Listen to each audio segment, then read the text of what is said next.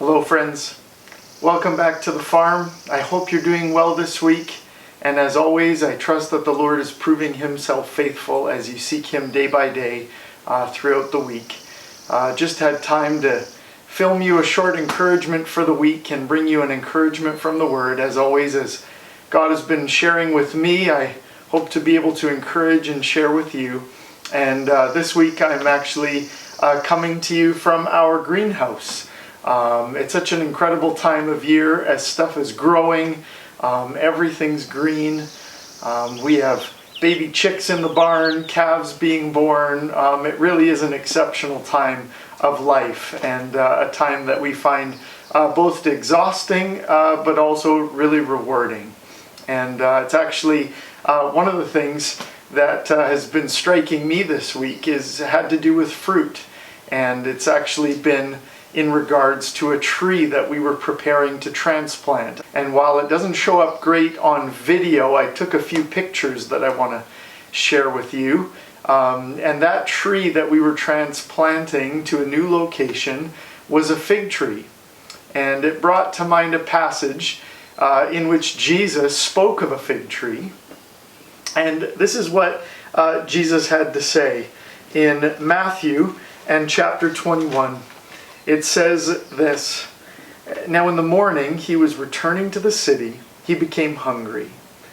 Seeing a lone fig tree by the road, he came to it and found nothing on it except leaves only. He said to it, 'No longer shall there ever be any fruit from you.' And at once the fig tree withered. Seeing this, the disciples were amazed and asked, 'How did the fig tree wither all at once?' And Jesus answered and said to them, 'Truly I say to you, if you have faith and do not doubt, you will not only do what was done to the fig tree, but even if you say to this mountain, be taken up and cast into the sea, it will happen. And all things you ask in prayer, believing, you will receive.'" And that message that he shared with them was that it was his faith in the Father. If you can remember last week, we talked a little bit about the fact that it's not the amount of faith, but the object that your faith is in that is important. And this was the way in which these things happened. But when you look at what happened with that fig tree, it seems as though Jesus were simply having a bad day. He was hungry. In our household, we call that hangry. You're so hungry, you're angry. And when he came to that fig tree and there was no fruit, he was done. But the reality is, Jesus wasn't just angry at a tree. Everything Jesus did always spoke of who Jesus was and the message that God the Father had given him to share with the world that he was walking in. Jesus, when he cursed that fig tree, had a reason, and the reason wasn't just because he was hungry and there was no fruit. The figs, and this is what struck me this week, is that out of all of our trees, most of them leaf and then eventually blossom, and like this peach tree we have growing in our greenhouse, eventually fruit will come. But a fig tree is different. In fact, our fig tree, the fruit comes before or at the same time as the leaves come.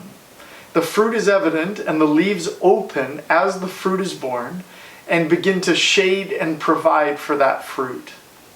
And so when Jesus came to that fig tree, he was coming up to a tree that at that time of year, if there were leaves, genuinely you should expect fruit.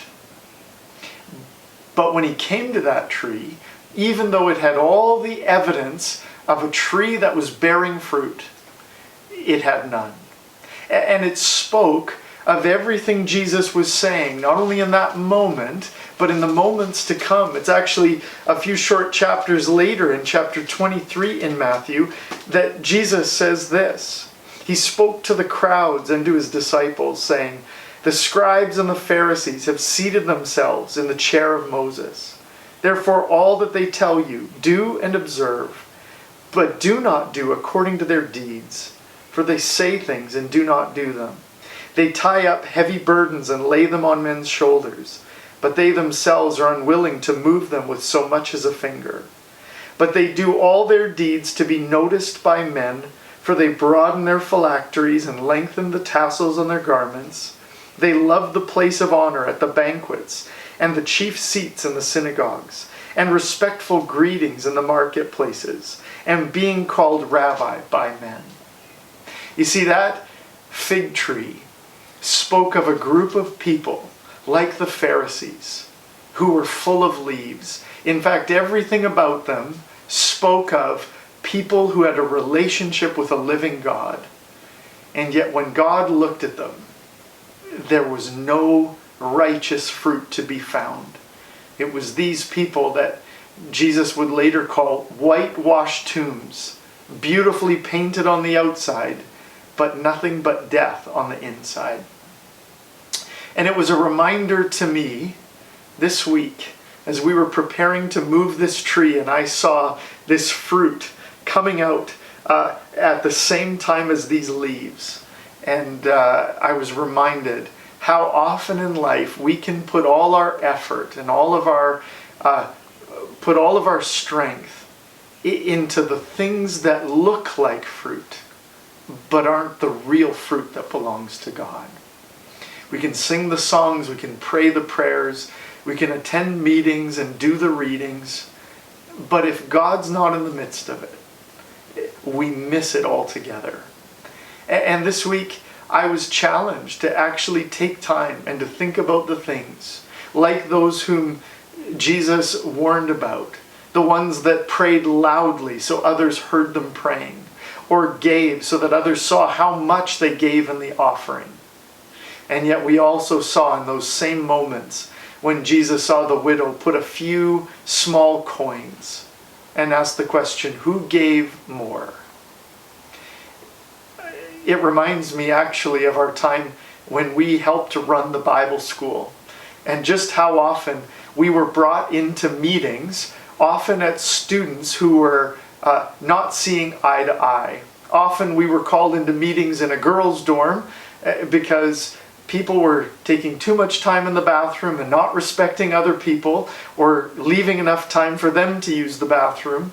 And in the girls' case, they all wanted the shower, but no one had time. In the guys' case, it was because there were roommates who never used the shower and they smelled so bad, the other roommates wanted them to shower.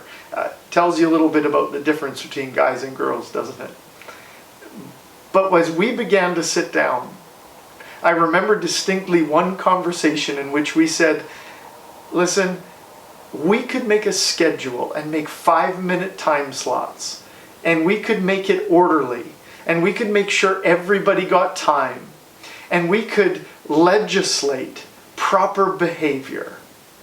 The only problem with that is that while we might make a law or make rules that lead to good behavior and everybody getting their needs met, it won't affect the heart behind what started these fights in the first place.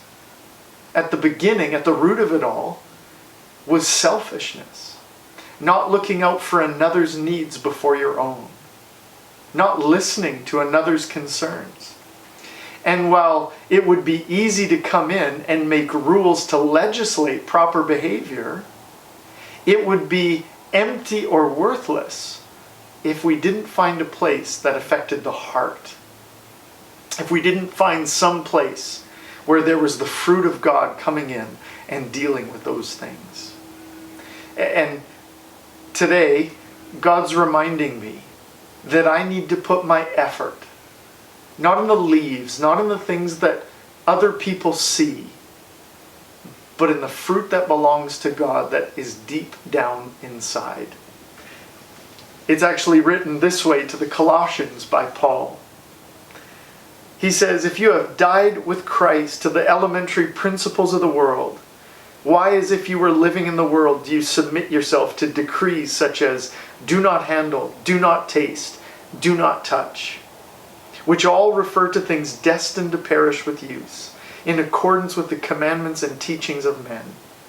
These are matters which have, to be sure, the appearance of wisdom in self-made religion and self-abasement, and severe treatment of the body, but are of no value against fleshly indulgence.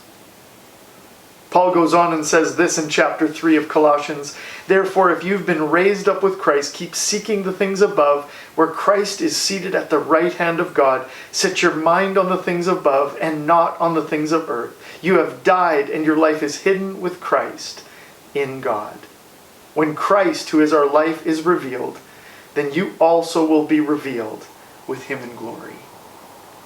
I hope that as you go on through the week, that you would be reminded of some of these things and how easy it is to put on a show or shine a light on the things that are evident to all men, that look good, that look righteous, or even religious.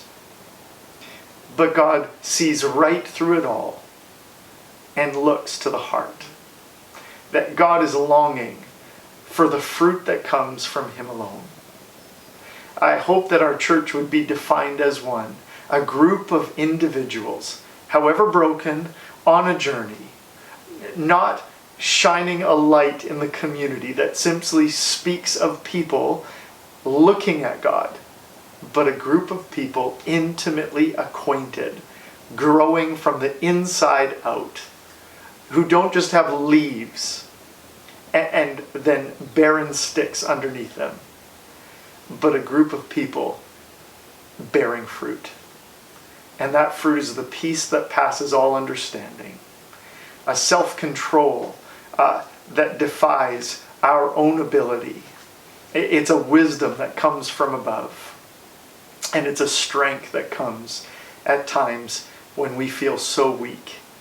And my prayer for you is that you'd continue to experience God's fruit in your life, and that we would continue to allow him to shine a light on those areas where we may have things that look good on the outside but are lacking on the inside. God is so faithful to continue that work that he begun until its final completion. It tells us in Romans that we are predestined to be conformed to the image of his Son.